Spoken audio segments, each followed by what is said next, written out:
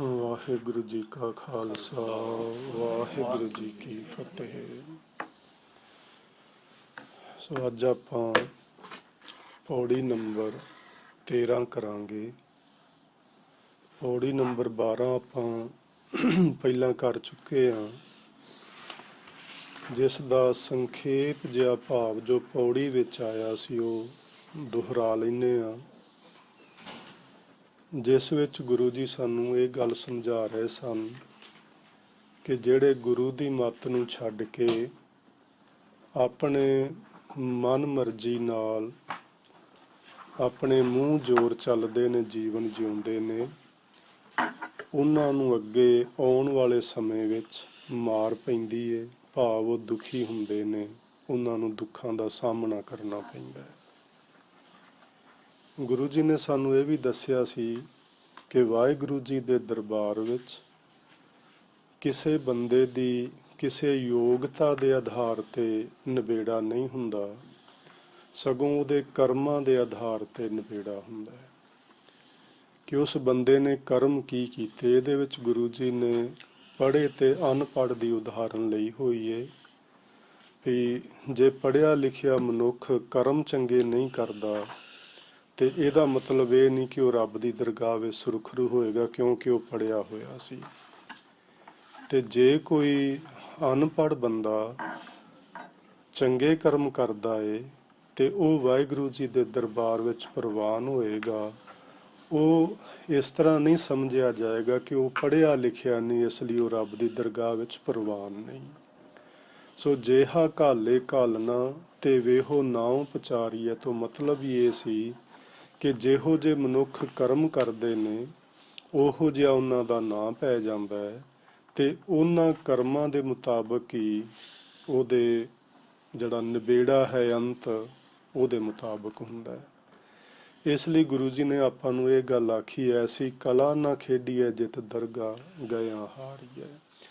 ਕਲਾ ਖੇਡਣ ਤੋਂ ਮਤਲਬ ਹੈ ਕਿ ਇਹੋ ਜਿਹਾ ਕੋਈ ਕੰਮ ਨਾ ਕਰੀਏ, ਇਹੋ ਜਿਹੀ ਕੋਈ ਬਾਜੀ ਨਾ ਖੇਡੀਏ ਜਿਸ ਦੇ ਖੇਡਣ ਨਾਲ ਸਾਨੂੰ ਰੱਬੀ ਦਰਗਾਹ ਦੇ ਵਿੱਚ ਹਾਰ ਨਾ ਪਵੇ। ਭਾਵ ਅਸੀਂ ਜੀਵਨ ਦੀ ਬਾਜੀ ਹਾਰ ਕੇ ਸੰਸਾਰ ਤੋਂ ਜਾਈਏ। ਸੋ ਸਾਨੂੰ ਚੰਗੇ ਕਰਮ ਕਰਨੇ ਚਾਹੀਦੇ ਨੇ, ਸਾਨੂੰ ਯੋਗਤਾ ਵੱਧ ਤੋਂ ਵੱਧ ਬਣਾਉਣੀ ਚਾਹੀਦੀ ਏ, ਪਰ ਚੰਗੇ ਕਰਮਾਂ ਦੇ ਆਧਾਰ ਤੇ, ਮਾੜਿਆਂ ਦੇ ਆਧਾਰ ਤੇ ਨਹੀਂ। ਸੋ ਗੁਰੂ ਦੀ ਮੱਤ ਮੁਤਾਬਕ ਚੱਲਣਾ ਚਾਹੀਦਾ। ਮੂੰਹ ਚੱਲੈ ਸੋ ਅੱਗੇ ਮਾਰੀਐ। ਜਿਹੜੇ ਆਪਣੇ ਮੂੰਹ ਜ਼ੋਰ ਚੱਲਦੇ ਨੇ ਉਹ ਅਗਲੇ ਆਉਣ ਵਾਲੇ ਜੀਵਨ ਵਿੱਚ ਦੁੱਖ ਉਠਾਉਂਦੇ ਹਨ, ਉਹਨਾਂ ਨੂੰ ਮਾਰ ਪੈਂਦੀ ਹੈ। ਸੋ ਪੌੜੀ ਨੰਬਰ 13 ਵਿੱਚ 2 ਸ਼ਲੋਕ ਨੇ ਗੁਰੂ ਨਾਨਕ ਦੇਵ ਜੀ ਦੇ ਤੇ ਇੱਕ ਪੌੜੀ। ਪੌੜੀਆਂ 24 ਦੀਆਂ 24 ਗੁਰੂ ਨਾਨਕ ਸਾਹਿਬ ਦੀਆਂ ਹਨ। ਸੋ ਪਹਿਲੇ ਸ਼ਲੋਕ ਵਿੱਚ ਨਾਨਕ ਮੇਰ ਸਰੀਰ ਕਾ ਇੱਕ ਰਥ ਇੱਕ ਰਥਵਾ। ਸਤਿਗੁਰੂ ਜੀ ਫਰਮਾਉਂਦੇ ਨੇ, ਹੇ ਨਾਨਕ, ਜਿਹੜਾ ਸਾਨੂੰ ਇਹ ਮਨੁੱਖਾ ਸਰੀਰ ਮਿਲਿਆ ਹੈ, ਇਸ ਸੰਸਾਰ ਦੇ ਅੰਦਰ ਇਹ ਸ਼੍ਰੋਮਣੀ ਸਰੀਰ ਹੈ। ਇਹ ਸਭ ਤੋਂ ਸ੍ਰੇਸ਼ਟ ਜੂਨੀ ਹੈ, ਸਭ ਤੋਂ ਵਧੀਆ ਦੇਹ ਹੈ। ਜਿੰਨੀਆਂ ਵੀ ਜੋਨੀਆਂ ਨੇ, ਅਸੀਂ 84 ਲੱਖ ਆਖ ਦਿੰਦੇ ਹਾਂ, 84 ਲੱਖ ਜੂਨ ਸਬਾਈ, ਸਾਰੀਆਂ ਵਿੱਚੋਂ ਜਿਹੜਾ ਮਨੁੱਖਾ ਤਨ ਹੈ ਇਹ ਸ਼੍ਰੋਮਣੀ ਹੈ। ਸੋ ਇਹ ਜਿਹੜਾ ਸ਼ਬਦ ਮੇਰ ਹੈ, ਮੇਰ ਦਾ ਅਰਥ ਸ਼੍ਰੋਮਣੀ ਹੁੰਦਾ ਹੈ। ਮੇਰ ਦਾ ਅਰਥ ਪਹਾੜ ਹੁੰਦਾ ਹੈ। ਹਾਂਜੀ, ਪਰਬਤ। ਮੇਰ ਦਾ ਅਰਥ ਜਦੋਂ ਅਸੀਂ ਮਾਲਾ ਬਣਾਉਂਦੇ ਹਾਂ ਤੇ ਕੁੱਤੇ ਮਨਕਾ ਹੁੰਦਾ, ਜਿਹੜਾ ਮੋਟਾ ਜਿਹਾ ਸਭ ਤੋਂ ਵੱਡਾ, ਉਸ ਨੂੰ ਵੀ ਮੇਰੂ ਮਨਕਾ ਆਖ ਦਿੰਦੇ ਨੇ। ਸੁਮੇਰ ਪਰਬਤ ਜਿਵੇਂ ਸਾਰਿਆਂ ਪਹਾੜਾਂ ਤੋਂ ਉੱਚਾ ਪਹਾੜ ਮੰਨਿਆ ਜਾਂਦਾ ਹੈ। ਸੋ ਮੇਰ ਦਾ ਮਤਲਬ ਹੈ ਸ਼੍ਰੋਮਣੀ, ਸਭ ਤੋਂ ਵਧੀਆ, ਸਭ ਤੋਂ ਉੱਚਾ, ਉੱਚੀ ਵਿਚਾਰ ਰੱਖਣ ਵਾਲਾ। ਤੇ ਇੱਕ ਰਥ ਇੱਕ ਰਥਵਾ। ਇਸ ਸਰੀਰ ਨੂੰ ਚਲਾਉਣ ਵਾਲੀ ਇੱਕ ਹੀ ਚੀਜ਼ ਹੈ, ਰਥਵਾ, ਜਿਸ ਨੂੰ ਅਸੀਂ ਕਹਿੰਦੇ ਰਥ ਨੂੰ ਚਲਾਉਣ ਵਾਲਾ। ਪਰ ਇੱਕ ਰਥ ਹੈ ਜਿਹਦੇ ਉੱਤੇ ਇਹ ਜੀਵ ਸਵਾਰੀ ਕਰਦਾ ਹੈ। ਸੋ ਕਈ ਵਾਰੀ ਲੋਕ ਕਹਿੰਦੇ ਨੇ ਸਰੀਰ ਰੂਪੀ ਰਥ ਏ। ਨਹੀਂ, ਸਰੀਰ ਏ ਪਰ ਰੱਥ ਕਿਸੇ ਹੋਰ ਚੀਜ਼ ਦਾ ਤੇ ਰਥਵਾਈ ਉਹਨੂੰ ਚਲਾਉਣ ਵਾਲਾ ਕੋਈ ਹੋਰ ਹੈ। ਇਹ ਆਪਾਂ ਅੱਗੇ ਸਮਝਦੇ ਹਾਂ। ਇੱਕ ਰੱਥ ਹੈ ਜਿਹਦੇ ਉੱਤੇ ਆਪਾਂ ਸਵਾਰੀ ਕਰਦੇ ਹਾਂ, ਤੇ ਇੱਕ ਰਥਵਾ ਉਸ ਸਵਾਰੀ ਨੂੰ ਚਲਾਉਣ ਵਾਲਾ। ਜੁਗ ਜੁਗ ਫੇਰ ਵਟਾਈ ਹੈ, ਗਿਆਨੀ ਬੁੱਝ ਹੈ ਤਾਹੇ। ਜੁਗਾਂ ਜੁਗਾਂ ਵਿੱਚ ਜਦੋਂ ਜਦੋਂ ਸਮਾਂ ਤਬਦੀਲ ਹੁੰਦਾ ਹੈ, ਯੁੱਗ ਬਦਲਦੇ ਨੇ, ਤੇ ਦੋਵੇਂ ਚੀਜ਼ਾਂ ਹੀ ਬਦਲਦੀਆਂ ਰਹਿੰਦੀਆਂ ਨੇ। ਰੱਥ ਵੀ ਬਦਲਦਾ ਹੈ ਤੇ ਰਥਵਾਈ ਵੀ ਬਦਲਦਾ ਹੈ। ਰੱਥ ਕਿਹੜੀ ਚੀਜ਼ ਨੂੰ ਅਸੀਂ ਕਹਿ ਹਾਂ, ਸਕਦੇ ਅੱਗੇ ਮੈਂ ਤੁਹਾਨੂੰ ਦੱਸਦਾ ਕਿ ਰੱਥ ਆਪਾਂ ਕਿਹਨੂੰ ਆਖਦੇ ਨੇ, ਹਨਾ। ਅਗਲੀ ਪੰਕਤੀ ਵਿੱਚ ਗੁਰੂ ਜੀ ਨੇ ਦੱਸਿਆ ਹੋਇਆ, ਆਪਾਂ ਉਹਨੂੰ ਸਮਝਦੇ ਹਾਂ। ਗਿਆਨੀ ਬੁੱਝ ਹੈ ਤਾਹੇ। ਤਾਹੇ ਤੋਂ ਮਤਲਬ ਹੈ ਇਸ ਗੱਲ ਨੂੰ ਗਿਆਨਵਾਨ ਪੁਰਸ਼ ਬੁੱਝਦੇ ਨੇ, ਸਮਝਦੇ ਨੇ, ਜਾਣਦੇ ਨੇ ਕਿ ਜਦੋਂ ਯੁੱਗ ਬਦਲਦੇ ਨੇ, ਯੁੱਗਾਂ ਦੇ ਫੇਰ ਨਾਲ, ਯੁੱਗਾਂ ਦੇ ਬਦਲਣ ਨਾਲ ਇਹ ਰੱਥ ਅਤੇ ਰਥਵਾਈ ਵੀ ਬਦਲ ਜਾਂਦੇ ਨੇ। ਹੁਣ ਅੱਗੇ ਸਤਿਗੁਰੂ ਜੀ ਨੇ ਸਾਨੂੰ ਇਹ ਗੱਲ ਦੱਸੀ ਹੋਈ ਹੈ ਕਿ ਸਤਿਯੁੱਗ ਵਿੱਚ ਰੱਥ ਕਿਹੜਾ ਸੀ ਤੇ ਰਥਵਾਈ ਕੌਣ ਸੀ। ਸਰੀਰ ਸਾਡਾ ਹੀ ਰਵੇਗਾ, ਆਤਮਾ ਹੀ ਰਵੇਗੀ, ਮਨ ਹੀ ਰਵੇਗਾ, ਤੇ ਆ ਜੋ ਕੁਝ ਅਸੀਂ ਵੇਖਦੇ ਹਾਂ ਬਾਹਰੀ ਬ੍ਰਹਿਮੰਡ ਦੀ ਰਚਨਾ, ਇਹ ਵੀ ਇਹੋ ਹੀ ਰਵੇਗੀ। ਪਰ ਕੁਝ ਚੀਜ਼ਾਂ ਤਬਦੀਲ ਹੋਣਗੀਆਂ। ਉਹ ਜਿਹੜੀਆਂ ਚੀਜ਼ਾਂ ਤਬਦੀਲ ਹੁੰਦੀਆਂ ਨੇ ਉਹਨਾਂ ਨੂੰ ਰੱਥ ਤੇ ਰਥਵਾਈ ਗੁਰੂ ਜੀ ਨੇ ਆਖਿਆ। ਸਤਿਯੁਗ ਰੱਥ ਸੰਤੋਖ ਕਾ, ਧਰਮ ਅੱਗੇ ਰਥਵਾ। ਸਤਿਯੁਗ ਦੇ ਵਿੱਚ, ਜਿਸ ਨੂੰ ਹਿੰਦੂ ਵੇਦਾਂ ਦੇ ਵਿੱਚ ਸਭ ਤੋਂ ਪਹਿਲਾ ਯੁੱਗ ਮੰਨਿਆ ਗਿਆ ਹੈ, ਫਿਰ ਤ੍ਰੇਤਾ ਯੁੱਗ, ਫਿਰ ਦੁਆਪਰ ਯੁੱਗ ਤੇ ਫਿਰ ਕਲਯੁੱਗ ਮੰਨਿਆ ਗਿਆ ਹੈ। ਪਰ ਗੁਰੂ ਜੀ ਇਸ ਤਰ੍ਹਾਂ ਕੋਈ ਸਾਨੂੰ ਯੁੱਗਾਂ ਨਾਲ ਨਹੀਂ ਜੋੜਨਾ ਚਾਹੁੰਦੇ, ਔਰ ਗੁਰੂ ਜੀ ਨੇ ਸਾਨੂੰ ਇਹ ਵੀ ਗੱਲ ਸਮਝਾਈ ਹੋਈ ਹੈ ਕਿ ਯੁੱਗ ਆਦਿਕ ਨਾਂ ਦੀ ਕੋਈ ਚੀਜ਼ ਨਹੀਂ ਹੁੰਦੀ, ਸਿਰਫ ਮਾਨਵਤਾ ਦੇ ਸੁਭਾਅ ਤਬਦੀਲ ਹੁੰਦੇ ਨੇ। ਅਸੀਂ ਇਸ ਗੱਲ ਤੋਂ ਸਮਝ ਸਕਾਂਗੇ ਕਿ ਜਦੋਂ ਸਾਡੇ ਕੋਲ ਧਰਮ ਹੁੰਦਾ ਹੈ ਅਸੀਂ ਸੰਤੋਖੀ ਹੁੰਦੇ ਹਾਂ, ਤੇ ਸਾਡਾ ਸੁਭਾਅ ਹੀ ਤਬਦੀਲ ਹੋਇਆ, ਹੋਰ ਕੁਝ ਨਹੀਂ ਹੋਇਆ। ਸਰੀਰ ਵੀ ਇਹੋ ਹੀ ਰਹੇਗਾ ਤੇ ਇਹ ਬਾਹਰੀ ਬ੍ਰਹਿਮੰਡੀ ਰਚਨਾ ਵੀ ਇਹੋ ਹੀ ਰਹੇਗੀ। ਇਸ ਬਾਹਰੀ ਬ੍ਰਹਿਮੰਡੀ ਰਚਨਾ ਦੇ ਸੰਬੰਧ ਵਿੱਚ ਵੀ ਗੁਰੂ ਸਾਹਿਬ ਨੇ ਇੱਕ ਬਚਨ ਪਹਿਲੇ ਪਾਤਸ਼ਾਹ ਨੇ ਲਿਖਿਆ ਹੋਇਆ ਹੈ। ਸੋਈ ਚੰਦ ਚੜ੍ਹੈ ਸੇ ਤਾਰੇ, ਸੋਈ ਦਿਨਿਅਰ ਤਪਤ ਰਹਿ। ਹਮੇਸ਼ਾ ਸਾਰਿਆਂ ਯੁੱਗਾਂ ਵਿੱਚ ਜੇ ਅਸੀਂ ਆਖੀਏ ਵੀ ਯੁੱਗ ਬਦਲ ਗਿਆ ਹੈ, ਤੇ ਫਿਰ ਇਹ ਦੱਸੋ ਕਿ ਕੀ ਚੰਦ ਬਦਲਿਆ, ਕੀ ਸੂਰਜ ਬਦਲਿਆ, ਕੀ ਤਾਰੇ ਬਦਲੇ? ਜੇ ਨਹੀਂ ਬਦਲੇ ਤੇ ਫਿਰ ਕੋਈ ਯੁੱਗ ਨਹੀਂ ਬਦਲਿਆ, ਸਿਰਫ ਮਾਨਵਤਾ ਦੇ ਸੁਭਾਅ ਬਦਲੇ ਨੇ। ਫਿਰ ਉਹਨਾਂ ਨੇ ਇੱਕ ਗੱਲ ਹੋਰ ਆਖੀ, ਸਾ ਧਰਤੀ ਸੋ ਪੌਣ ਚੁਲਾਰੇ, ਜੁਗ ਜੀ ਖੇਲੇ ਥਾਮ ਕੈਸੇ। ਉਹੀ ਧਰਤੀ ਰਹਿੰਦੀ ਏ, ਉਹੀ ਹਵਾ ਚੱਲਦੀ ਰਹਿੰਦੀ ਏ, ਤੇ ਸਿਰਫ ਯੁੱਗ ਦੇ ਵਿੱਚ ਜਿਹੜੇ ਲੋਕ ਹੁੰਦੇ ਨੇ ਉਹਨਾਂ ਦੇ ਸੁਭਾਅ ਬਦਲ ਜਾਂਦੇ ਨੇ, ਉਹਨਾਂ ਦੇ ਜੀਵਨ ਜਿਉਣ ਦਾ ਢੰਗ ਬਦਲ ਜਾਂਦਾ ਹੈ, ਹੋਰ ਕੁਝ ਨਹੀਂ ਬਦਲਦਾ। ਸੋ ਵੇਦਾਂ ਸ਼ਾਸਤਰਾਂ ਵਿੱਚ ਇਹਨਾਂ ਯੁੱਗਾਂ ਦੀ ਉਮਰ ਵੀ ਲਿਖੀ ਹੋਈ ਹੈ, ਇਹ ਕਿੰਨੇ ਕਿੰਨੇ ਲੱਖਾਂ ਸਾਲਾਂ ਦੀ ਇਹਨਾਂ ਦੀ ਉਮਰ ਹੈ, ਉਹ ਸਾਰਾ ਵੇਰਵਾ ਦਿੱਤਾ ਹੋਇਆ। ਪਰ ਅਸੀਂ ਉਸ ਵੇਰਵੇ ਵੱਲ ਨਹੀਂ ਜਾਣਾ, ਅਸੀਂ ਸਿਰਫ ਗੁਰੂ ਸਾਹਿਬ ਦੀ ਜੋ ਸਾਨੂੰ ਗੁਰੂ ਜੀ ਮੱਤ ਦੇਣਾ ਚਾਹੁੰਦੇ ਨੇ, ਅਖੀਰ ਵਿੱਚ ਅਸੀਂ ਸਮਝਾਂਗੇ ਕਿ ਉਹਨਾਂ ਦਾ ਜੋ ਸਾਡੇ ਲਈ ਸੁਝਾਅ ਹੈ ਜਾਂ ਉਪਦੇਸ਼ ਹੈ ਉਹ ਕੀ ਹੈ। ਸੋ ਸਤਿਯੁਗ ਦੇ ਵਿੱਚ ਜਿਹੜਾ ਰੱਥ ਸੀ ਜਿਹਦੇ ਉੱਤੇ ਉਸ ਵਕਤ ਦੇ ਲੋਕ ਸਵਾਰੀ ਕਰਦੇ ਸਨ, ਭਾਵ ਜਿਹੜੀ ਉਹਨਾਂ ਦੀ ਵਿਚਾਰਧਾਰਾ ਸੀ ਉਹ ਸੀ ਸੰਤੋਖ। ਤੇ ਉਹ ਸੰਤੋਖ ਵਾਲਾ ਜੀਵਨ ਚੱਲਦਾ ਕਿਵੇਂ ਆ? ਜੇ ਸਾਡੇ ਕੋਲ ਧਰਮ ਹੋਵੇ ਤਾਂ, ਜੇ ਰਥਵਾਈ ਧਰਮ ਹੋਵੇ।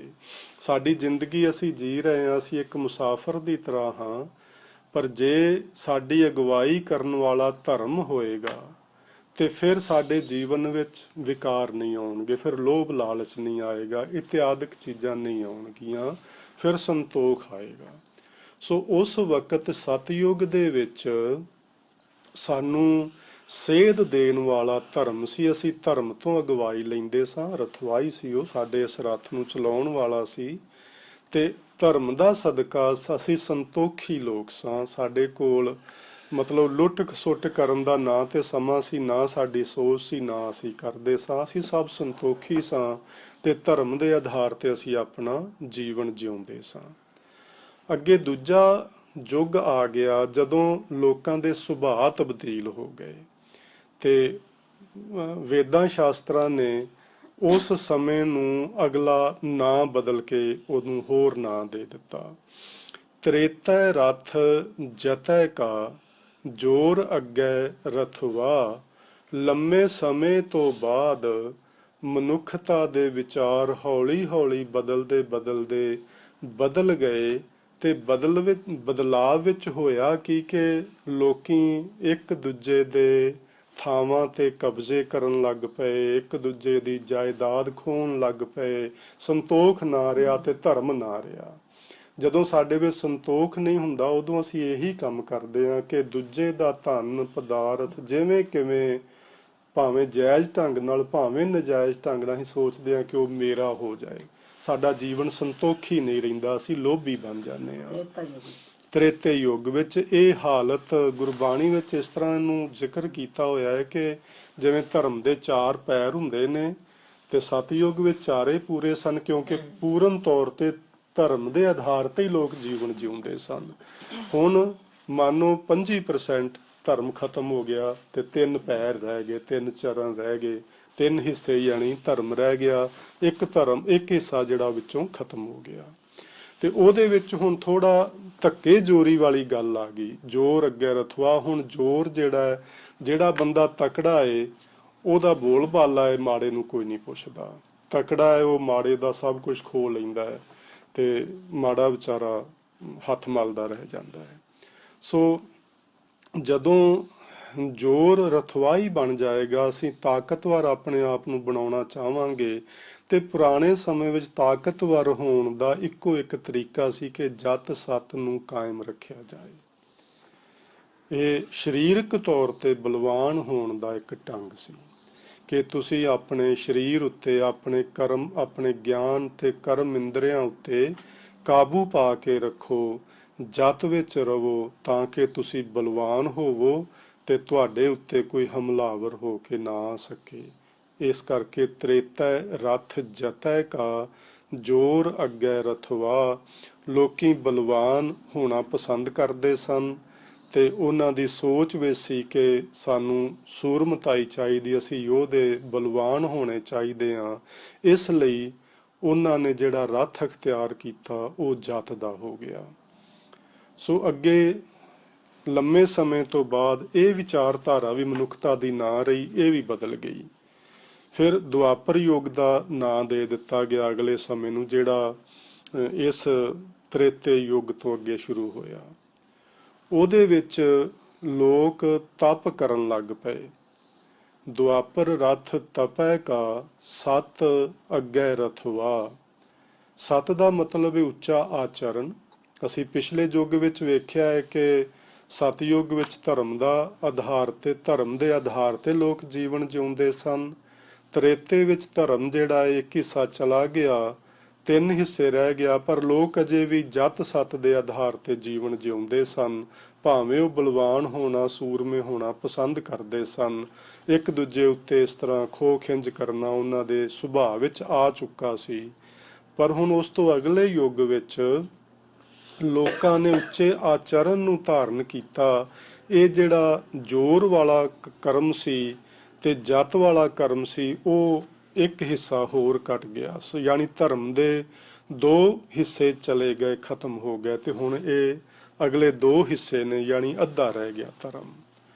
ਤਪ ਸਾਧਨਾਵਾਂ ਕਰਦੇ ਨੇ ਲੋਕ ਤੇ ਤਪ ਸਾਧਨਾਵਾਂ ਜਦੋਂ ਕਰਦੇ ਨੇ, ਉੱਚਾ ਆਚਰਨ ਰੱਖਦੇ ਨੇ। ਉਹ ਸਾਧਨਾਵਾਂ ਕਿਉਂ ਕਰਦੇ ਨੇ? ਕਿ ਸਾਨੂੰ ਸਵਰਗ ਮਿਲੇ, ਅਸੀਂ ਨਰਕਾਂ ਤੋਂ ਬਚ ਜਾਈਏ, ਅਸੀਂ ਕਿਸੇ ਉੱਚੀ ਅਵਸਥਾ ਨੂੰ ਪ੍ਰਾਪਤ ਕਰ ਲਈਏ, ਜਾਂ ਇਹੋ ਜਿਹੀਆਂ ਚੀਜ਼ਾਂ ਉਹਨਾਂ ਦੇ ਮਨ ਵਿੱਚ ਆਉਂਦੀਆਂ ਸਨ, ਜਿਹਦੇ ਲਈ ਉਹ ਤਪ ਸਾਧਨਾਵਾਂ ਕਰਦੇ ਸਨ। ਇੱਥੋਂ ਹੀ ਇਹਨਾਂ ਤਪਾਂ ਵਿੱਚੋਂ ਹੀ ਉਹ ਹੋਮ ਜਗ ਆਦਿਕ ਨਿਕਲੇ। ਕੁਰਬਾਨੀਆਂ ਪਸ਼ੂਆਂ ਦੀਆਂ, ਬੰਦਿਆਂ ਦੀਆਂ, ਬੱਚਿਆਂ ਦੀਆਂ ਜੱਗਾਂ ਆਦਿਕ ਵਿੱਚ ਲੋਕ ਦੇਣ ਲੱਗ ਪਏ ਸਨ। ਸੋ ਉਸ ਨੂੰ ਉਹ ਤਪ ਆਖਦੇ ਸਨ। ਪਰ ਇਹ ਗੁਰਮਤਿ ਦਾ ਕੋਈ ਤਪ ਨਹੀਂ ਹੈ। ਦੁਆਪਰ ਰਥ ਤਪੈ ਕਾ ਸਤ ਅੱਗੇ ਰਥਵਾ। ਹੁਣ ਸਤ ਦੇ ਆਧਾਰ ਤੇ ਜੀਵਨ ਜੀਵਿਆ ਜਾਂਦਾ ਹੈ, ਪਰ ਲੋਕ ਤਪ ਸਾਧ ਨਾਵਾਂ ਵਿੱਚ ਪੈ ਗਏ ਨੇ। ਕਲਯੁਗ ਰਥ ਅਗਨ ਕਾ ਕੂੜ ਅੱਗੇ ਰਥਵਾ। ਹੁਣ ਇਸ ਦੁਆਪਰ ਤੋਂ ਬਾਅਦ ਜਿਹੜਾ ਅਗਲਾ ਯੁੱਗ, ਜਿਸ ਨੂੰ ਵੇਦਾਂ ਨੇ ਕਲਯੁਗ ਦਾ ਨਾਂ ਦਿੱਤਾ, ਉਹ ਚੱਲਿਆ ਤੇ ਉਹਦੇ ਵਿੱਚ ਧਰਮ ਜਿਹੜਾ ਸੀ ਉਹ 3 ਹਿੱਸੇ ਖਤਮ ਹੋ ਗਿਆ। ਸਿਰਫ ਇੱਕ ਪੈਰ ਰਹਿ ਗਿਆ, ਇੱਕ ਚਰਨ, ਯਾਨੀ 25% ਜਿਹੜਾ ਹੈ ਉਹ ਧਰਮ ਦੀ ਗੱਲ ਰਹਿ ਗਈ।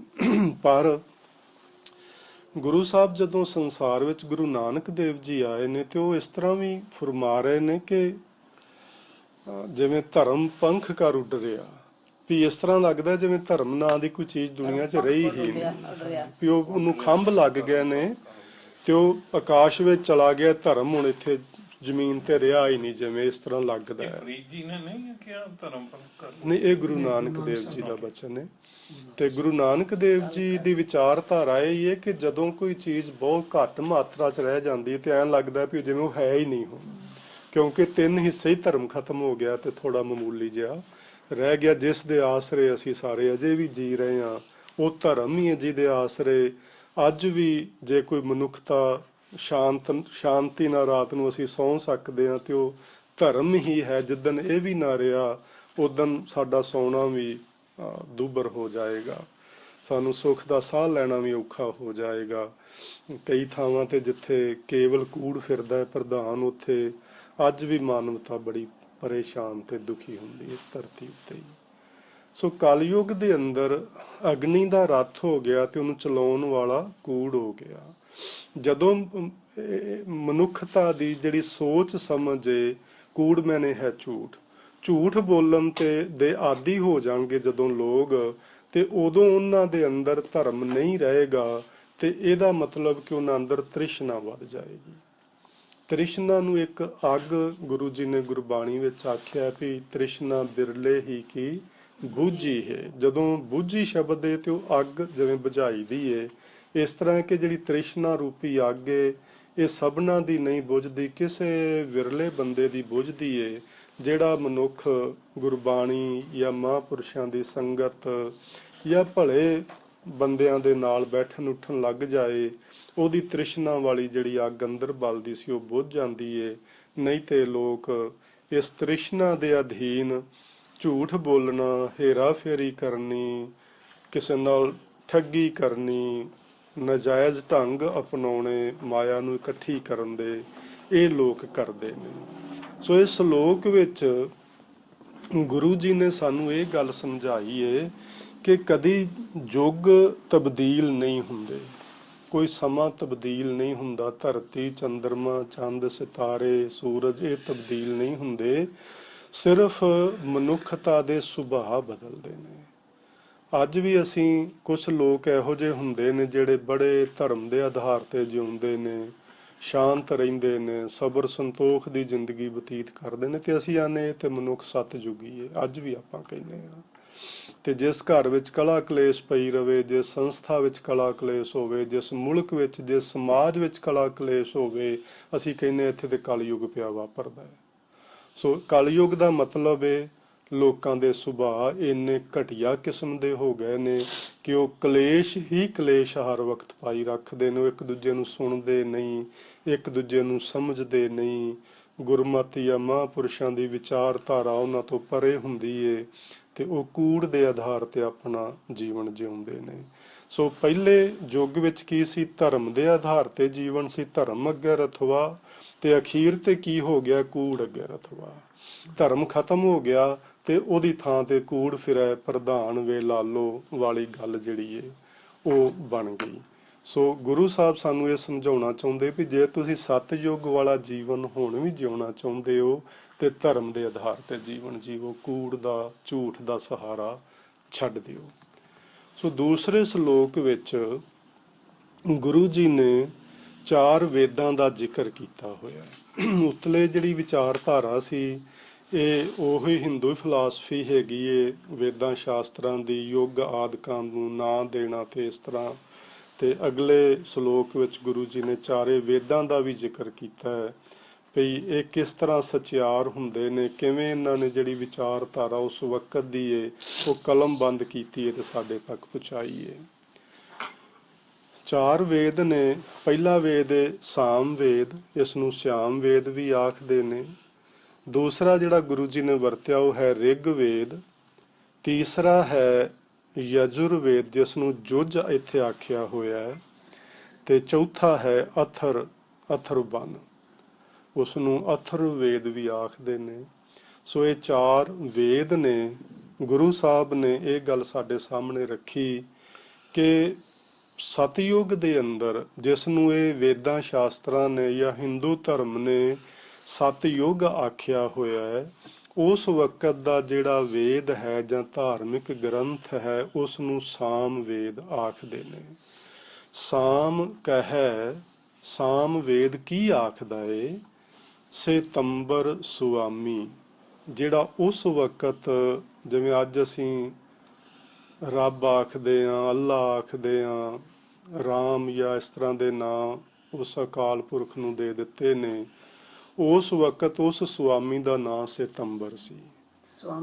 ਸੁਆਮੀ ਮਾਲਕ ਵਾਹਿਗੁਰੂ ਦਾ ਨਾਂ ਸੇਤੰਬਰ ਸੀ।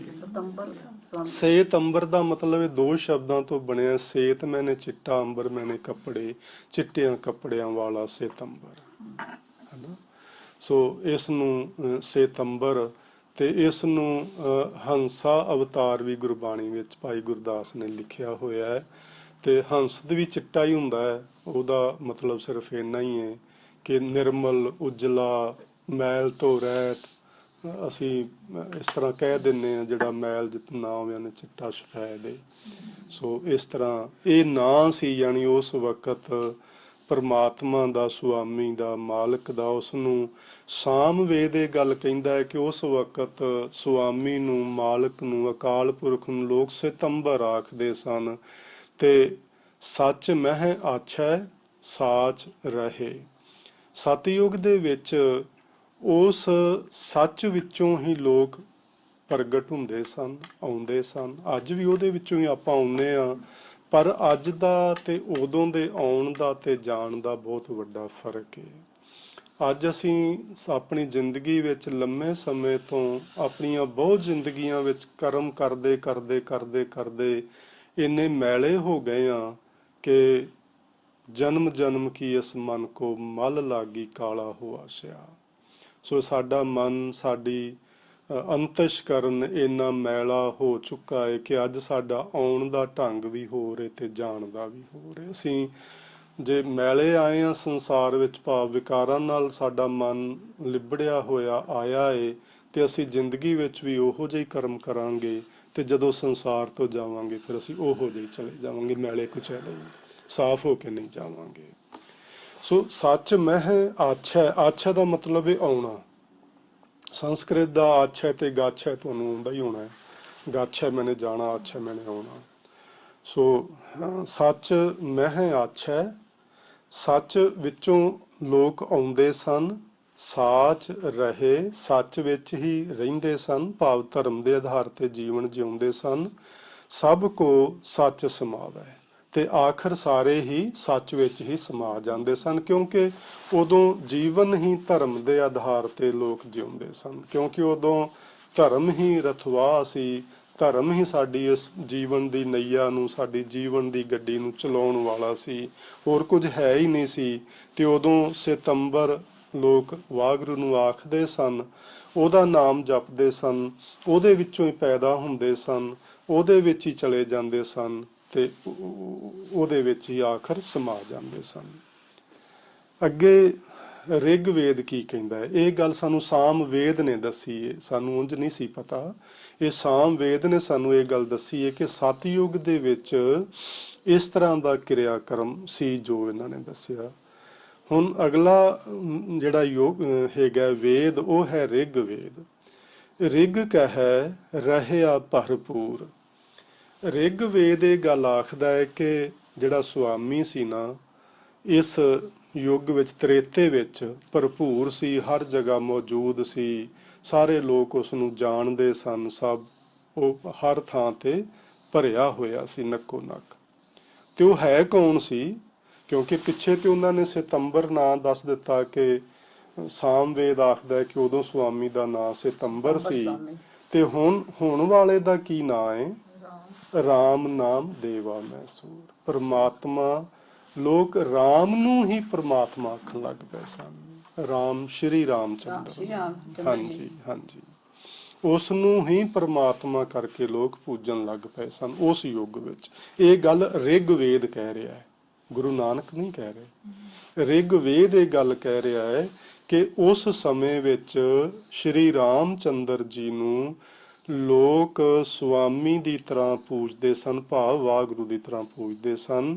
ਰਾਮ ਜੀ ਦਾ ਜਿਹੜਾ ਨਾਮ ਹੈ ਦੇਵਾ ਮਹਿ ਸੂਰ, ਸੂਰ ਮੈਨੇ ਸੂਰਜ, ਦੇਵਤਿਆਂ ਵਿੱਚ ਸੂਰਜ ਦੀ ਤਰ੍ਹਾਂ ਚਮਕਦਾ ਸੀ।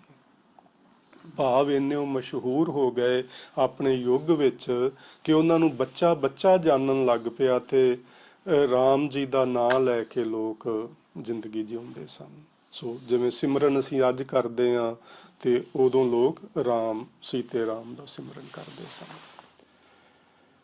ਨਾਏ ਲਏ ਪਰਾਛਤ ਜਾਹੇ, ਨਾਨਕ ਤਉ ਮੁਖੰਤਰ ਪਾਹੇ। ਰਿਗਵੇਦ ਇਹ ਗੱਲ ਕਹਿ ਰਿਹਾ ਹੈ ਕਿ ਲੋਕਾਂ ਦੀ ਇਹ ਵਿਚਾਰਧਾਰਾ ਬਣ ਗਈ ਸੀ ਕਿ ਰਾਮ ਚੰਦਰ ਜੀ ਦਾ ਨਾਮ ਲੈਣ ਨਾਲ ਪਾਪ ਲੱਥ ਜਾਂਦੇ ਹਨ। ਨਾਨਕ ਰਾਮਚੰਦਰ ਜੀ ਪਰਮਾਤਮਾ ਸਮਝਣ ਲੱਗੇ ਸੀ ਨਾ। ਹਾਂਜੀ ਹਾਂਜੀ।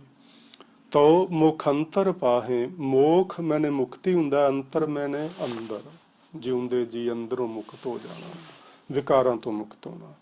ਤੋ ਮੁਖੰਤਰ ਪਾਹੇ, ਰਿਗਵੇਦ ਇਹ ਗੱਲ ਆਖਦਾ ਏ ਕਿ ਲੋਕਾਂ ਦੀ ਜਿਹੜੀ ਵਿਚਾਰਧਾਰਾ ਇਹ ਬਣ ਗਈ ਸੀ ਕਿ ਸ਼੍ਰੀ ਰਾਮ ਚੰਦਰ ਜੀ ਸਭ ਦੇਵਤਿਆਂ ਵਿੱਚੋਂ ਇੱਕ ਹਨ ਤੇ ਸਭਨਾਂ ਤੋਂ ਸ਼੍ਰੋਮਣੀ ਹਨ। ਉਹ ਸੂਰਜ ਦੀ ਤਰ੍ਹਾਂ ਦੇਵਤਿਆਂ ਵਿੱਚ ਉਹਨਾਂ ਦਾ ਨਾਂ ਚਮਕਦਾ ਸੀ।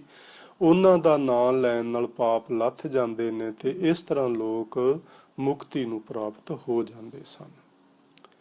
ਅੱਗੇ ਯੁੱਗ ਆ ਗਿਆ ਦੁਆਪਰ। ਉਸ ਯੁੱਗ ਦੇ ਵਿੱਚ ਜਿਹੜਾ ਵੇਦ ਹੈ ਉਹ ਹੈ ਯਜੁਰਵੇਦ। ਇੱਥੇ ਜੁਜ ਲਿਖਿਆ ਹੋਇਆ ਹੈ।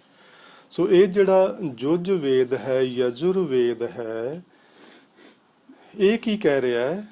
ਜੁਜ ਮਹਿ ਜੋਰ ਛਲੀ ਚੰਦਰਾਵਲ, ਕਾਨ ਕ੍ਰਿਸ਼ਨ ਜਾਦਮ ਭਇਆ।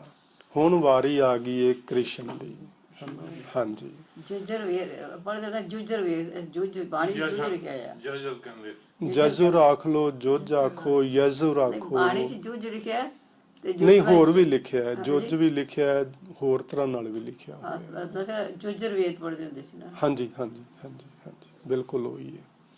ਸੋ ਹੁਣ ਕ੍ਰਿਸ਼ਨ ਜੀ ਨੇ ਇਸ ਯੁੱਗ ਵਿੱਚ, ਜਿਨ੍ਹਾਂ ਨੂੰ ਲੋਕ ਪਰਮਾਤਮਾ ਕਰਕੇ ਜਾਣਦੇ ਨੇ, ਤੇ ਉਹ ਕੌਣ ਨੇ ਇਹ ਗੱਲ ਦੱਸੀ ਗਈ ਇੱਥੇ।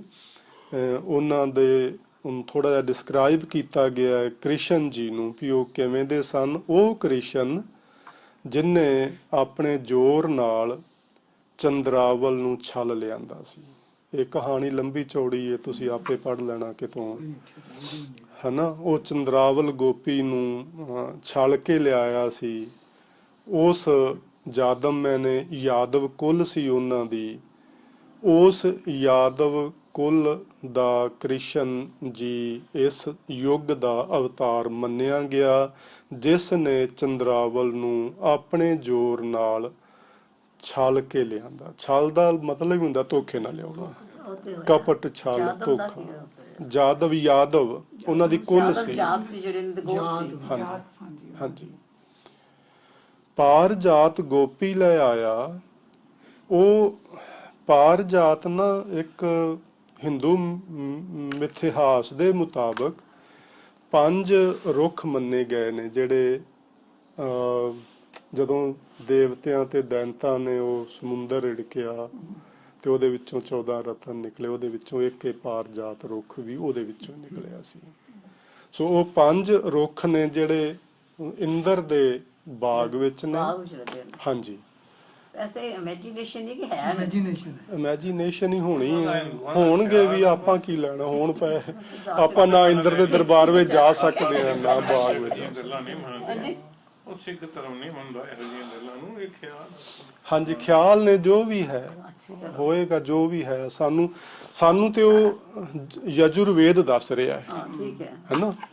ਅਸੀਂ ਇਹ ਗੁਰੂ ਜੀ ਆਪ ਨਹੀਂ ਕਹਿ ਰਹੇ, ਉਹ ਇਹਨਾਂ ਵੇਦਾਂ ਦੀ ਕੀ ਵਿਚਾਰ ਹੈ ਉਹ ਅੱਗੇ ਜਾ ਕੇ ਸਾਨੂੰ ਦੱਸਣਗੇ। ਚਾਰੇ ਵੇਦ ਹੋਏ ਸਚਿਆਰ, ਉਹ ਸਚਿਆਰ ਕਿਵੇਂ ਹੋਏ ਕਿ ਆਪਣੇ ਆਪਣੇ ਵਕਤ ਦੀ ਉਹ ਗੱਲ ਸਾਨੂੰ ਦੱਸ ਰਹੇ ਨੇ ਹੈਨਾ। ਇਸ ਤਰ੍ਹਾਂ ਉਹ ਸਚਿਆਰ ਹੋਏ ਕਿ ਸਾਨੂੰ ਉਹਨਾਂ ਨੇ ਆਪਣੇ ਆਪਣੇ ਵਕਤ ਦੀ ਗੱਲ ਸਾਡੇ ਸਾਹਮਣੇ ਲਿਆਂਦੀ। ਉਸ ਵਕਤ ਲੋਕਾਂ ਦੇ ਸੁਭਾਅ ਕਿਹੋ ਜਿਹੇ ਸਨ, ਲੋਕ ਕਿਹੋ ਜਿਹੇ ਕਿਰਿਆ ਕਰਮ ਕਰਦੇ ਸਨ, ਉਦੋਂ ਕਿਹੜੇ ਕਿਹੜੇ ਅਵਤਾਰ ਹੋਏ, ਕਿੰਨਾ ਕਿੰਨਾ ਨੂੰ ਲੋਕ ਵਾਹਿਗੁਰੂ ਜਾਣ ਕੇ ਉਹਨਾਂ ਦੀ ਪੂਜਾ ਕਰਦੇ ਸਨ, ਰੱਬ ਜਾਣ ਕੇ ਉਹਨਾਂ ਦੀ ਪੂਜਾ ਕਰਦੇ ਸਨ, ਉਹ ਸਾਨੂੰ ਜਾਣਕਾਰੀ ਦਿੱਤੀ ਜਾ ਰਹੀ ਹੈ।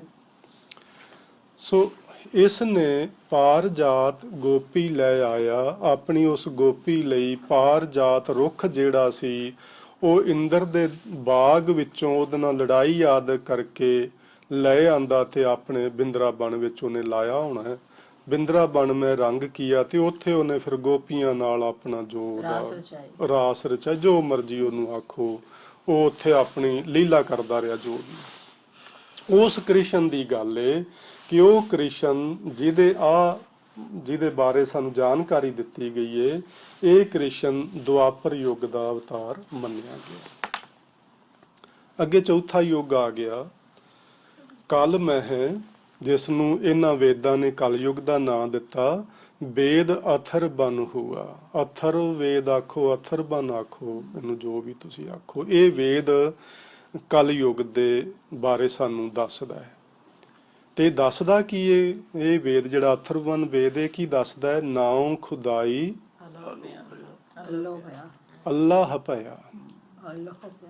ਅੱਲਾਹ ਕਿਸੇ ਡਿਕਸ਼ਨਰੀ ਵਿੱਚ ਨਾਂ ਨਹੀਂ ਦੇਗਾ। ਅੱਲਾਹ ਸ਼ਬਦ ਕਿਸੇ ਦੁਨੀਆ ਦੀ ਕਿਸੇ ਡਿਕਸ਼ਨਰੀ ਵਿੱਚ ਅੱਜ ਤੱਕ ਨਹੀਂ ਆਇਆ, ਤੇ ਅਸੀਂ ਅੱਲਾਹ ਹੀ ਅਨੁਸਾਰੇ ਪੜ੍ਹਦੇ ਹਾਂ। ਸਾਡੇ ਰਾਗੀ ਸਿੰਘ ਜਦੋਂ ਆਸਾ ਦੀ ਵਾਰ ਪੜ੍ਹਦੇ ਨੇ, ਸਭ ਅੱਲਾਹ ਹੀ ਪੜ੍ਹਦੇ ਨੇ। ਤੇ ਜੇ ਕਿਤੇ ਉਹਨਾਂ ਨੂੰ ਕੋਈ ਫਾਰਸੀ ਪੜ੍ਹਿਆ ਬੰਦਾ ਟੱਕਰ ਗਿਆ ਤੇ ਉਹ ਆਖੇਗਾ ਤੁਸੀਂ ਇਹੀ ਕਰਦੇ ਹੋ ਹਨਾ। ਜੇ ਇਸਲਾਮ ਦਾ ਕੋਈ ਬੰਦਾ ਆ ਜਾਏ ਤੇ ਆਖੇ ਵੀ ਤੁਸੀਂ ਜੇ ਹੁਣ ਵਾਹਿਗੁਰੂ ਜਾਂ ਉਹਨੂੰ ਉਹਦਾ ਕੋਈ ਨਾਂ ਵਿਗਾੜ ਕੇ ਪਿਆ ਲਵੇ ਤੇ ਸਾਨੂੰ ਅਸੀਂ ਆਖਾਂਗੇ ਹੀ ਨਾ ਵੀ ਤੁਸੀਂ ਇਸ ਤਰ੍ਹਾਂ ਨਾਂ ਕਿਉਂ ਲੈ ਰਹੇ ਹੋ। ਤੇ ਅਸਲ 'ਚ ਜਿਹੜੀ ਔਂਕੜ ਇੱਕ ਵਚਨ ਪੁਲਿੰਗ ਦੀ ਹੈ ਨਿਸ਼ਾਨੀ, ਗ੍ਰਾਮਰ ਦਾ ਇੱਕ ਨੁਕਤਾ ਛੋਟਾ ਜਿਹਾ, ਕਿ ਕੋਈ ਵੀ ਨਾਮ ਹੁੰਦਾ ਜਦੋਂ ਨਾਮ ਦੇ ਪਿੱਛੇ ਅਖੀਰ ਤੇ ਔਂਕੜ ਲੱਗੀ ਹੁੰਦੀ ਹੈ ਤੇ ਉਹ ਇੱਕ ਵਚਨ ਪੁਲਿੰਗ ਹੁੰਦਾ, ਬਸ ਇੰਨੀ ਗੱਲ, ਹੋਰ ਕੁਛ ਨਹੀਂ ਹੈ।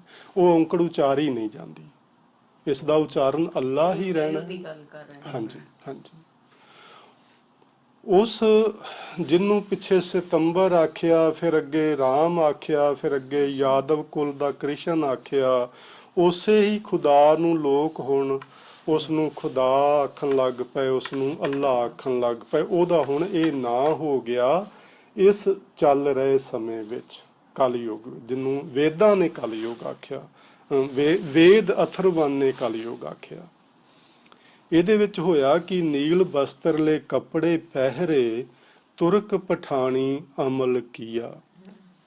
ਤੁਰਕਾਂ ਤੇ ਪਠਾਣਾਂ ਦਾ ਇਸ ਸਮੇਂ ਜਦੋਂ ਗੁਰੂ ਨਾਨਕ ਸਾਹਿਬ ਆਏ ਉਦੋਂ ਰਾਜ ਸੀ, ਉਹਨਾਂ ਦਾ ਰਾਜ ਹੋ ਗਿਆ ਤੇ ਉਹਨਾਂ ਦੇ ਵਾਲੇ ਕਿਰਿਆ ਕਰਮ ਲੋਕ ਕਰਨ ਲੱਗ ਪਏ।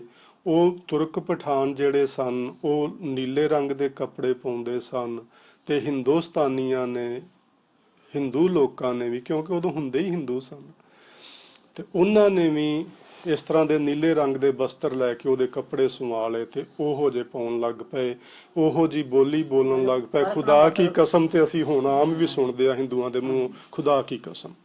ਸੋ ਆਮ ਮੂਵੀਆਂ ਵਿੱਚ ਖੁਦਾ ਕੀ ਕਸਮ ਬੋਲਿਆ ਜਾਂਦਾ ਹੈ। ਸੋ ਉਹ ਜਿਹੜੀ ਬੋਲੀ, ਬਾਣਾ ਤੇ ਖਾਣਾ, ਇਹ ਤਿੰਨ ਚੀਜ਼ਾਂ ਨੇ ਕਿਸੇ ਕੌਮ ਨੂੰ ਗੁਲਾਮ ਬਣਾਉਂਦੀਆਂ ਨੇ। ਬਾਣੀ, ਬਾਣਾ ਤੇ ਖਾਣਾ। ਜਦੋਂ ਲੋਕ ਆਪਣੀ ਬੋਲੀ ਭੁਲਾ ਦਿੰਦੇ ਨੇ, ਕੋਈ ਵੀ ਕੌਮ ਹੋਵੇ, ਉਹ ਦੂਜਿਆਂ ਦੀ ਬੋਲੀ ਅਡਾਪਟ ਕਰ ਲੈਂਦੇ ਨੇ, ਉਹਨਾਂ ਦੀ ਬੋਲੀ ਚਲੀ ਗਈ। ਜਦੋਂ ਉਹਨਾਂ ਦੀ ਬੋਲੀ ਖਤਮ ਹੋ ਜਾਏਗੀ, ਹੁਣ ਉਹ ਦੂਸਰੀ ਕੌਮ ਦੀ ਬੋਲੀ ਹੀ ਬੋਲਣਗੇ, ਤੇ ਹੌਲੀ ਹੌਲੀ ਉਹਨਾਂ ਦਾ ਬਾਣਾ ਵੀ ਚਲਾ ਜਾਏਗਾ, ਫਿਰ ਹੌਲੀ ਹੌਲੀ ਉਹਨਾਂ ਦਾ ਖਾਣਾ ਵੀ ਚਲਾ ਜਾਏਗਾ। ਉਹ ਖਾਣਾ ਵੀ ਉਸੇ ਕੌਮ ਦਾ ਖਾਣਗੇ ਜਿਨ੍ਹਾਂ ਦੀ ਬੋਲੀ ਬੋਲਦੇ ਨੇ। ਸੋ ਸਭ ਤੋਂ ਪਹਿਲੀ ਗੱਲ ਬੋਲੀ ਦੀ, ਇਸ ਲਈ ਦੁਨੀਆ ਦੇ ਜਿੰਨੇ ਸਿਆਣੇ ਪੁਰਸ਼ ਨੇ ਉਹ ਇਹ ਗੱਲ ਕਹਿੰਦੇ ਨੇ ਕਿ ਹਰ ਇਨਸਾਨ ਨੂੰ ਆਪਣੀ ਮਾਂ ਬੋਲੀ ਹਮੇਸ਼ਾ ਕਾਇਮ ਰੱਖਣੀ ਚਾਹੀਦੀ, ਉਹਨੂੰ ਨਹੀਂ ਭੁਲਾਉਣਾ ਚਾਹੀਦਾ।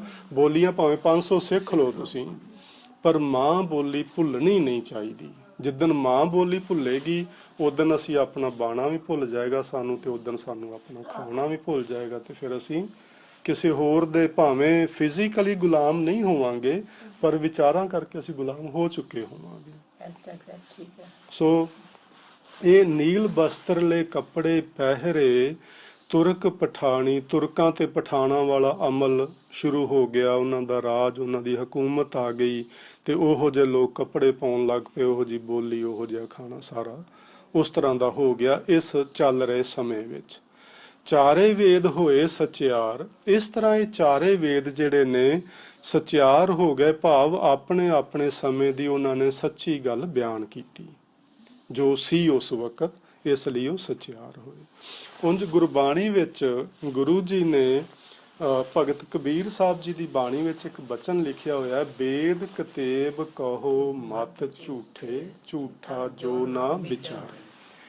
ਹੁਣ ਉੱਥੇ ਹੈਗਾ ਵੇਦ ਤੇ ਕਤੇਬ। ਕਤੇਬਾਂ ਜਿਹੜੀਆਂ ਨੇ, ਕਤੇਬ ਇਸਲਾਮੀ ਮਤ ਦੇ ਧਾਰਮਿਕ ਗ੍ਰੰਥ ਨੇ, ਤੇ ਵੇਦ ਜਿਹੜੇ ਨੇ ਉਹ ਹਿੰਦੂ ਮਤ ਦੇ ਧਾਰਮਿਕ ਗ੍ਰੰਥ ਨੇ।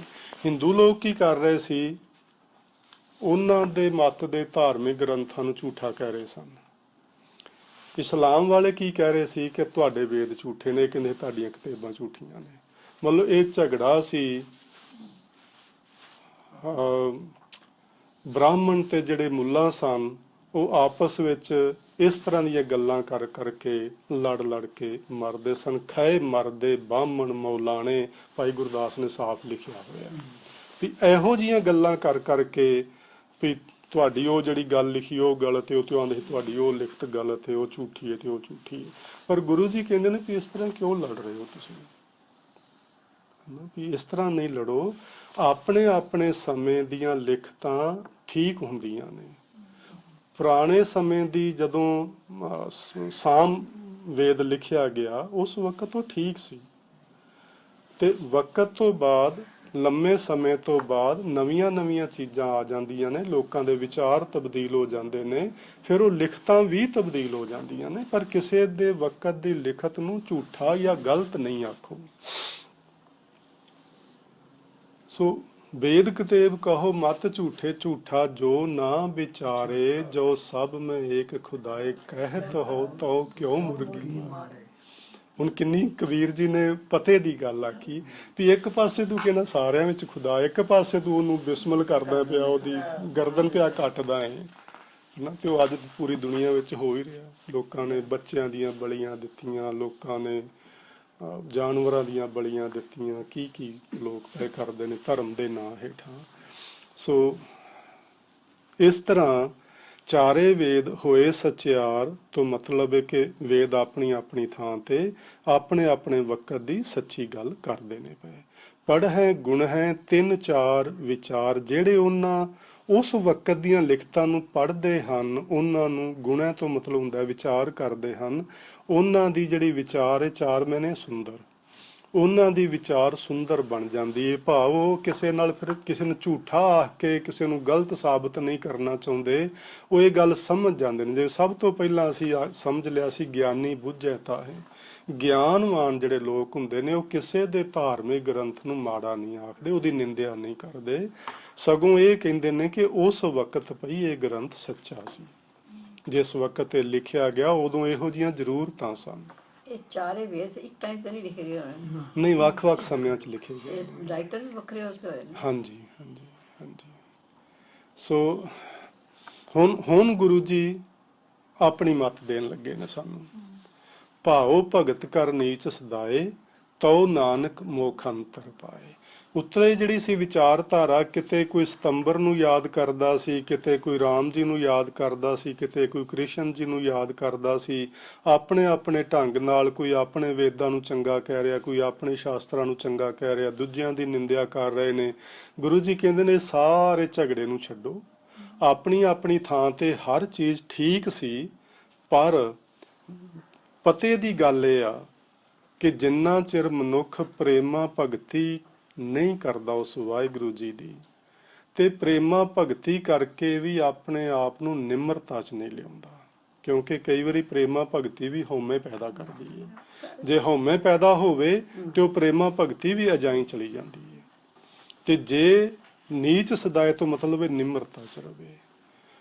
ਭਾਉ ਭਗਤ ਕਰ ਨੀਚ ਸਦਾਏ ਤਉ ਨਾਨਕ, ਸਤਿਗੁਰੂ ਫਰਮਾਉਂਦੇ ਨੇ ਭਈ ਇਸ ਤਰ੍ਹਾਂ ਕੋਈ ਬੰਦਾ ਅੰਦਰ ਖਾਤੇ ਮੁਕਤੀ ਨੂੰ ਪ੍ਰਾਪਤ ਕਰ ਸਕਦਾ ਹੈ। ਮੁੱਖ ਅੰਦਰ ਦੀ ਮੁਕਤੀ, ਵਿਕਾਰਾਂ ਤੋਂ ਮੁਕਤੀ, ਜਨਮ ਮਰਨ ਤੋਂ ਮੁਕਤੀ, ਜਮਾ ਤੋਂ ਮੁਕਤੀ, ਉਹ ਬੰਦਾ ਪ੍ਰਾਪਤ ਕਰ ਸਕਦਾ ਜਿਹੜਾ ਪ੍ਰੇਮਾ ਭਗਤੀ ਕਰੇ ਤੇ ਪ੍ਰੇਮਾ ਭਗਤੀ ਕਰਕੇ ਆਪਣੇ ਆਪ ਨੂੰ ਨਿਮਰਤਾ ਵਿੱਚ ਰੱਖੇ। ਗੁਰੂ ਨਾਨਕ ਦੇਵ ਜੀ ਦਾ ਇੱਕ ਬਚਨ ਮੈਂ ਅੱਜ ਹੀ ਪੜ੍ਹਦਾ ਸਾਂ, 75 ਪੇਜ ਦੇ ਉੱਤੇ ਦਰਜ ਹੈ, ਤੁਸੀਂ ਵੀ ਪੜ੍ਹ ਲੈਣਾ। ਉੱਥੇ ਗੁਰੂ ਸਾਹਿਬ ਨੇ ਸਾਡੇ ਜ਼ਿੰਦਗੀ ਦੇ 4 ਪਹਿਰਾਂ ਦੀ ਗੱਲ ਕੀਤੀ ਹੈ। ਉਹਦੇ 'ਚ ਉਹਨਾਂ ਨੇ ਲਿਖਿਆ, ਤੀਰਥ ਵਰਤ ਸੋਚ ਸੰਜਮ ਨਾਹੀਂ, ਕਰਮ ਧਰਮ ਨਹੀਂ ਪੂਜਾ, ਨਾਨਕ ਭਾਏ ਭਗਤ ਨਿਸਤਾਰਾ, ਦੁਬਿਧਾ ਵਿਆਪੈ ਦੂਜਾ। ਜੇ ਨਿਸਤਾਰਾ ਹੁੰਦਾ ਤੇ ਪ੍ਰੇਮਾ ਭਗਤੀ, ਦੁਆਰਾ ਹੁੰਦਾ ਤੇ ਆਪਣੇ ਆਪ ਨੂੰ ਨਿਮਰਤਾ 'ਚ ਰੱਖ ਕੇ ਹੁੰਦਾ। ਸੋ ਅਸੀਂ ਹੁਣ ਪੌੜੀ ਦੀ ਵਿਚਾਰ ਕਰ ਲੈਂਦੇ ਹਾਂ। ਪੌੜੀ ਗੁਰੂ ਨਾਨਕ ਸਾਹਿਬ ਜੀ ਦੀ ਉਚਾਰੀ ਹੋਈ। ਇਹਦੇ ਵਿੱਚ ਗੁਰੂ ਨਾਨਕ ਸਾਹਿਬ ਫਰਮਾਉਂਦੇ ਨੇ, ਸਤਿਗੁਰ ਵਿਟੋਂ ਵਾਰੇ, ਦੋਵੇਂ ਹੀ ਗੁਰੂ ਨਾਨਕ ਦੇਵ ਜੀ ਦੇ ਨੇ। ਜਿਤ ਮਿਲਿਆ ਖਸਮ ਸੰਭਾਲਿਆ। ਵੇਖੋ ਇਸ ਪੌੜੀ ਦੇ ਨਾਲ ਇਹਨਾਂ ਸ਼ਲੋਕਾਂ ਦੀ ਵਿਚਾਰਧਾਰਾ ਕਿੰਨੀ ਰਲਦੀ ਏ। ਇਸ ਲਈ ਗੁਰੂ ਅਰਜਨ ਦੇਵ ਜੀ ਨੇ ਪੌੜੀਆਂ ਦੇ ਨਾਲ ਸ਼ਲੋਕ ਲਗਾਏ ਨੇ। ਕਿੰਨੀ ਵਿਚਾਰਧਾਰਾ ਮਿਲਦੀ ਹੈ ਕਿ ਗੁਰੂ ਨਾਨਕ ਦੇਵ ਜੀ ਨੇ ਆ ਸਾਰੀ ਉੱਤੇ ਵਿਚਾਰ ਉਹ ਸਤਯੁਗ ਤੋਂ ਆਰੰਭ ਕਰਕੇ ਤੇ ਸਾਰੇ ਧਾਰਮਿਕ ਗ੍ਰੰਥਾਂ ਦੀ ਵਿਚਾਰ ਦਿੰਦਿਆਂ ਮਨੁੱਖਤਾ ਦੇ ਸੁਭਾਅ ਕਿਵੇਂ ਤਬਦੀਲ ਹੁੰਦੇ ਰਹੇ ਸਨ, ਸਭ ਕੁਝ ਦੱਸ ਕੇ ਤੇ ਅਖੀਰ ਤੇ ਗੱਲ ਆਂਦੀ ਵੀ ਨਿਮਰਤਾ 'ਚ ਰਹਿ ਤੇ ਪ੍ਰੇਮਾ ਭਗਤੀ ਕਰ, ਹਨਾ। ਸੋ ਇਸ ਲਈ ਸਤਿਗੁਰੂ ਵਿਟੋਂ ਵਾਰਿਆ। ਇਸ ਲਈ ਪੌੜੀ ਦੇ ਨਾਲ ਇਸ ਲੋਕ ਲੈਣ ਕਿ ਮੈਂ ਆਪਣੇ ਗੁਰੂ ਤੋਂ ਸਦਕੇ ਜਾਵਾਂ, ਜਿਸ ਮੇਰੇ ਗੁਰੂ ਨੇ ਮੈਨੂੰ ਆਹ ਵਿਚਾਰਧਾਰਾ ਦੇ ਦਿੱਤੀ ਉੱਤੇ ਜਿਹੜੀ ਅਸੀਂ ਪੜ੍ਹੀ ਹੁਣ। ਜਿਤ ਮਿਲਿਆ ਖਸਮ ਸੰਭਾਲਿਆ, ਜਿਹਨੂੰ ਮਿਲਣ ਕਰਕੇ ਮੈਂ ਆਪਣੇ ਮਾਲਕ ਅਕਾਲ ਪੁਰਖ ਨੂੰ ਯਾਦ ਕਰਦਾ ਹਾਂ। ਮੈਂ ਕਿਸੇ ਪੀਰ ਪੈਗੰਬਰ ਦੀ ਨਿੰਦਿਆ ਤੇ ਨਹੀਂ ਕਰਦਾ, ਮੈਂ ਕਿਸੇ ਅਵਤਾਰ ਨੂੰ ਮਾੜਾ ਤੇ ਨਹੀਂ ਆਖਦਾ, ਪਰ ਮੈਂ ਉਹਨਾਂ ਨੂੰ ਚੇਤੇ ਵੀ ਨਹੀਂ ਕਰਦਾ, ਹਨਾ। ਉਹ ਠੀਕ ਨੇ ਆਪਣੀ ਜਗ੍ਹਾ, ਨਹੀਂ ਆਪਣੀ ਜਗ੍ਹਾ ਤੇ ਠੀਕ ਨੇ, ਜੋ ਮਰਜ਼ੀ ਹੋਵੇ ਆਪਣੀ ਜਗ੍ਹਾ ਠੀਕ ਨੇ। ਚਾਰੇ ਵੇਦ ਹੋਏ ਸਚਿਆਰ, ਕਦੋਂ ਗੁਰੂ ਜੀ ਨੇ ਨਿੰਦਾ ਥੋੜੀ ਕੀਤੀ ਹੈ ਵੀ ਸਾਰੇ ਠੀਕ ਨੇ ਆਪਣੀ ਜਗ੍ਹਾ ਤੇ। ਪਰ ਮੇਰਾ ਮਤਲਬ ਇਹ ਆ ਕਿ ਮੈਂ ਗੁਰੂ ਨੂੰ ਮਿਲ ਕੇ ਆਪਣੇ ਵਾਹਿਗੁਰੂ ਨੂੰ ਯਾਦ ਕਰਨ ਲੱਗ ਪਿਆ। ਇਸ ਲਈ ਮੈਂ ਵਾਹਿਗੁਰੂ ਤੋਂ ਸਦਕੇ ਜਾਂਦਾ, ਗੁਰੂ ਤੋਂ ਕੁਰਬਾਨ ਜਾਵਾਂ। ਜਿਸ ਗੁਰੂ ਨੇ ਮੈਨੂੰ ਇੰਨਾ ਸੋਹਣਾ ਜਿਹਾ ਸਿੰਪਲ ਜਿਹਾ ਮਾਰਗ ਵਿਖਾਤਾ ਹੈ ਵੀ ਨਿਮਰਤਾ ਹੀ ਰਹਿ ਤੇ ਪ੍ਰੇਮ ਨਾਲ ਭਗਤੀ ਕਰਿਆ ਕਰ ਲੈ, ਇੰਨੀ ਕਿਤੇ ਗੱਲ ਹੈ ਸਾਰੀ, ਹਨਾ। ਗੱਲ ਤੇ ਐਨੀ ਬੜੀ ਔਖੀ ਬੜੀ ਮੁਸ਼ਕਿਲ ਹੈ। ਗੱਲ ਤੇ ਐਨੀ ਕੋਸ਼ਿਸ਼ ਕਰੀਏ ਗੱਲ ਤੇ ਐਨੀ ਕੁਝ ਔਖੀ ਬੜੀ ਹੈ। ਕੋਈ ਗੱਲ ਨਹੀਂ। ਫਿਰ ਵੇਖੋ ਜਦੋਂ ਕੋਸ਼ਿਸ਼ ਕਰਨ ਨਾਲ ਕੁਝ ਸਭ ਕੁਝ ਉਹ ਸਿਆਣੇ ਕਹਿੰਦੇ ਨੇ ਵੀ ਹੀਰੇ ਲੱਭਣ ਲਈ ਡੂੰਘੀਆਂ ਟੁੱਬੀਆਂ ਮਾਰਨੀਆਂ ਹੀ ਪੈਂਦੀਆਂ, ਸਾਹ ਰੋਕਣਾ ਹੀ ਪੈਂਦਾ ਹੈ। ਸੋ ਉਦਮ ਕਰਨਾ ਹੀ ਪੈਣਾ ਹੈ। ਜਿਨ ਕਰ ਉਪਦੇਸ਼ ਗਿਆਨ ਅੰਜਨ ਦੀਆ, ਮੈਂ ਗੁਰੂ ਤੋਂ ਸਦਕੇ ਕਿਉਂ ਆ, ਜਿਸ ਮੇਰੇ ਗੁਰੂ ਨੇ ਮੈਨੂੰ ਇਹ ਸੁਚੱਜਾ ਉਪਦੇਸ਼ ਦੇ ਕੇ ਮੈਨੂੰ ਗਿਆਨ ਦੇ ਦਿੱਤਾ। ਮੈਨੂੰ ਅਗਿਆਨਤਾ ਸੀ ਤੇ ਮੈਂ ਮਾਨੂੰ ਅੱਖਾਂ ਵਿੱਚ ਹਨੇਰਾ ਹੀ ਸੀ ਮੇਰੀਆਂ ਵਿੱਚ ਅਗਿਆਨਤਾ ਦਾ, ਤੇ ਮੇਰੇ ਗੁਰੂ ਨੇ ਮਾਨੂੰ ਸੁਰਮਾ ਪਾ ਕੇ ਤੇ ਮੈਨੂੰ ਗਿਆਨ ਰੂਪੀ ਚਾਨਣ ਬਖਸ਼ ਦਿੱਤਾ। ਇੰਨੀ ਨੇਤਰੀ ਜਗਤ ਨਿਹਾਲਿਆ। ਹੁਣ ਮੈਂ ਇਹਨਾਂ ਨੇਤਰਾਂ ਦੇ ਨਾਲ ਜਗਤ ਦੀ ਅਸਲੀਅਤ ਨੂੰ ਸਮਝ ਲਿਆ। ਮੈਂ ਹੁਣ ਇਸ ਜਗਤ ਵਿੱਚ ਵਾਹਿਗੁਰੂ ਨੂੰ ਹੀ ਵੇਖਦਾ ਹਾਂ, ਮੈਂ ਪ੍ਰਮਾਤਮਾ ਨੂੰ ਹੀ ਹਰ ਥਾਂ ਤੇ ਵੇਖਦਾ ਹਾਂ। ਇਹ ਨੇਤਰੋ ਮੇਰਿਓ ਹਰ ਤੁਮ ਮੈਂ ਜੋਤ ਧਰੀ, ਹਰ ਬਿਨ ਵਰਨਾ ਦੇਖੋ ਕੋਈ।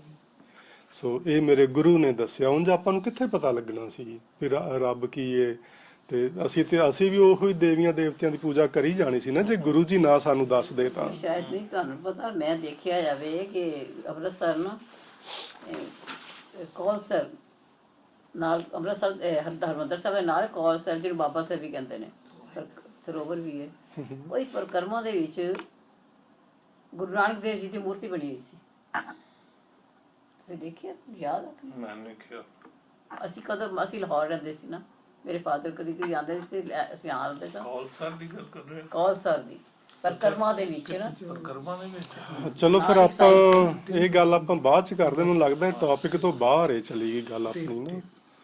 ਸੋ ਮੈਂ ਸੰਸਾਰ ਦੀ ਅਸਲੀਅਤ ਨੂੰ ਇਹਨਾਂ ਅੱਖਾਂ ਨਾਲ ਹੁਣ ਵੇਖ ਲਿਆ ਹੈ ਕਿ ਸਭਨਾਂ ਵਿੱਚ ਪ੍ਰਮਾਤਮਾ ਸਮਾਇਆ ਹੋਇਆ ਹੈ, ਸਾਰੇ ਉਹਦਾ ਰੂਪ ਨੇ। ਖਸਮ ਛੋੜ ਦੂਜਾ ਲੱਗੇ, ਡੁੱਬੇ ਸੇਵ ਬਣ ਜਾ ਰਿਹਾ। ਜਿਹੜੇ ਆਪਣੇ ਮਾਲਕ ਵਾਹਿਗੁਰੂ ਜੀ ਨੂੰ ਛੱਡ ਕੇ ਹੋਰ ਵਿਚਾਰਧਾਰਾਵਾਂ ਦੇ ਪਿੱਛੇ ਲੱਗੇ ਨੇ, ਉਹ ਜੀਵ ਰੂਪ ਬੰਜਾਰੇ ਸੰਸਾਰ ਸਾਗਰ ਵਿੱਚ ਡੁੱਬ ਜਾਂਦੇ ਨੇ। ਸਤਿਗੁਰੂ ਹੈ ਬੋਹਿਥਾ, ਵਿਰਲੇ ਕਿਨੈ ਵਿਚਾਰਿਆ। ਕਿਸੇ ਵਿਰਲੇ ਮਨੁੱਖ ਨੇ ਇਹ ਗੱਲ ਸਮਝੀਏ ਕਿ ਸਤਿਗੁਰੂ ਤੇ ਮੇਰਾ ਜਹਾਜ਼ ਦੀ ਤਰ੍ਹਾਂ ਏ, ਉਹ ਤੇ ਸੰਸਾਰ ਸਾਗਰ ਤੋਂ ਪਾਰ ਕਰ ਦੇਣ ਵਾਲਾ ਏ। ਜਿਹੜਾ ਵੀ ਮੇਰੇ ਸਤਿਗੁਰੂ ਦਾ ਪੱਲਾ ਫੜੇਗਾ ਉਹ ਸੰਸਾਰ ਸਾਗਰ ਵਿੱਚ ਮੁੜ ਕੇ ਡੁੱਬੇਗਾ ਨਹੀਂ, ਇਹਨਾਂ ਵਿਕਾਰਾਂ ਦੀਆਂ ਲਹਿਰਾਂ ਵਿੱਚ ਫਿਰ ਕਦੀ ਗੋਤੇ ਨਹੀਂ ਖਾਏਗਾ। ਕਰ ਕਿਰਪਾ ਪਾਰ ਉਤਾਰਿਆ। ਜਿਨਨੇ ਵੀ ਮੇਰੇ ਸਤਿਗੁਰੂ ਰੂਪ ਜਹਾਜ਼ ਦਾ ਪੱਲਾ ਫੜਿਆ, ਗੁਰੂ ਨੇ ਕਿਰਪਾ ਕਰਕੇ ਉਹਨੂੰ ਸੰਸਾਰ ਸਾਗਰ ਤੋਂ ਪਾਰ ਕਰ ਦਿੱਤਾ। ਵਾਹਿਗੁਰੂ ਜੀ ਕਾ ਖਾਲਸਾ, ਵਾਹਿਗੁਰੂ ਜੀ ਕੀ ਫਤਿਹ। ਸਤਿਗੁਰੂ ਦਾ